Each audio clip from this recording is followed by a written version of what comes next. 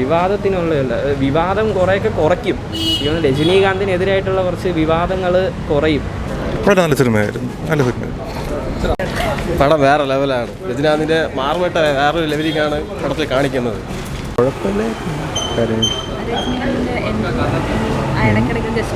മാസമൊന്നുമില്ല, എന്നാലും കുഴപ്പമില്ല. നല്ല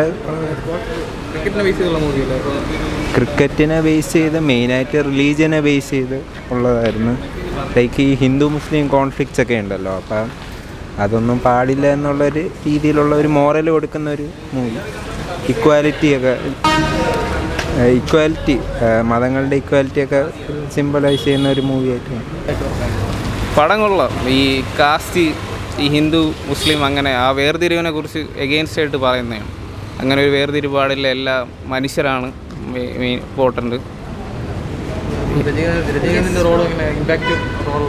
ഇമ്പാക്റ്റ് ഉള്ള റോളാണ്. ഫസ്റ്റ് ഹാഫ് വലുതായിട്ടില്ല, സെക്കൻഡ് ഹാഫിൽ രജനീകാന്ത് തന്നെയാണ് പടം കൂടുതലും കൊണ്ടുപോകുന്നത്. ബാക്കി 2 ആക്ടേഴ്സ് ഉണ്ട്, ട്രെയിലറിലുണ്ട്, അവരും നല്ല അഭിനയമാണ്. അവരാണ് കൂടുതൽ ഓവറാൾ ഫസ്റ്റ് ഹാഫ് തൊട്ട് പടം ലാസ്റ്റ് വരെ അവരുണ്ട്. കുഴപ്പമില്ല, വൺ ടൈം വാച്ചബിൾ ആണ്. ഫാമിലി ഓഡിയൻസിനെയൊക്കെ ഇഷ്ടപ്പെടുമായിരിക്കും. ഈ യങ്സ്റ്റേഴ്സിന് വിചാരിക്കുന്ന അത്രയും മാസ് ഇല്ല.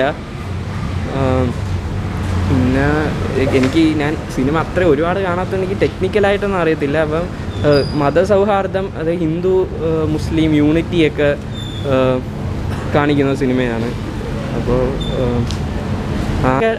അഡ്രസ്സ് ചെയ്യുന്നുണ്ട്, പക്ഷെ ഒരു പൊളിറ്റിക്കൽ പാർട്ടീസിനെ ഒന്നും അഡ്രസ്സ് ചെയ്യുന്നില്ല. അപ്പം കുഴപ്പമില്ല.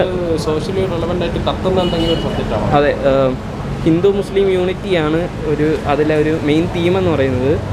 അപ്പം പിന്നെ ഒരു വിവാദം ഉണ്ടാക്കും ഈ സിനിമ? ഇല്ല, വിവാദത്തിനുള്ളതല്ല. വിവാദം കുറേയൊക്കെ കുറയ്ക്കും.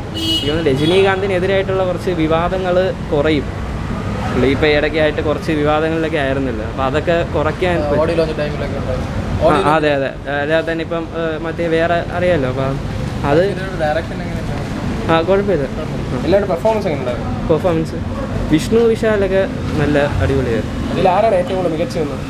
വിഷ്ണു വിശാലിന് നല്ല റോളുണ്ടായിരുന്നു. രജനീകാന്ത് അധികം പ്രസൻസ് ഇല്ല, കുറച്ച് ഇടയ്ക്ക് മാത്രം കുറച്ച് ഇത് മാത്രമേ ഉള്ളൂ, ഒരുപാട് മാസമൊന്നുമില്ല. കുറച്ച് ഫസ്റ്റ് ഹാഫ് കുറച്ച് ലാഗാണ്, അത് മാസമൊന്നുമല്ല, അത്രയ്ക്ക് ക്ലാസ്സാണ്. പിന്നെ രജനീകാന്ത് ഒരു മാസമൊന്നുമില്ല വലുതായിട്ട്, ഒരു നോർമലായിട്ട് അങ്ങ് പോവുക. പിന്നെ സെക്കൻഡ് ഹാഫ് കൊള്ളാം, കുഴപ്പമില്ല. ഫസ്റ്റ് ഹാഫ് ഒരു ലാഗാണ്, ഒരു ഇഴച്ചിലുണ്ട് പടം. നമ്മൾ വിചാരിച്ചത്ര ഒരു മെസ്സേജ് എന്ന് വെച്ചാൽ ഇത് ഒരു മതത്തിൻ്റെ ഇതാണ്. ഹിന്ദു മുസ്ലിംസിന് ഈ പ്രോബ്ലങ്ങളെല്ലാം ഒരുമിച്ച് ഉത്സവങ്ങൾ ഇതെല്ലാം നടത്തുന്ന അങ്ങനെ ഒരു കഥയാണ്. ഗസ്റ്റ് റോളെന്ന് പറയാൻ പറ്റത്തില്ല.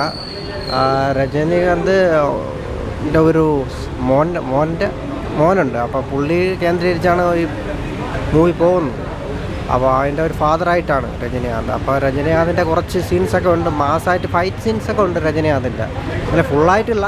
കൂടുതൽ എൻ്റർടൈൻമെൻറ്റ് വാർത്തകളും സ്പോർട്സ് വാർത്തകളും അതിവേഗം അറിയാൻ ഗാലറി മീഡിയ സബ്സ്ക്രൈബ് ചെയ്യുക. നിങ്ങളുടെ അഭിപ്രായങ്ങൾ കമൻറ്റ് ബോക്സിൽ രേഖപ്പെടുത്തുക. സുഹൃത്തുക്കൾക്ക് ഷെയർ ചെയ്യുക.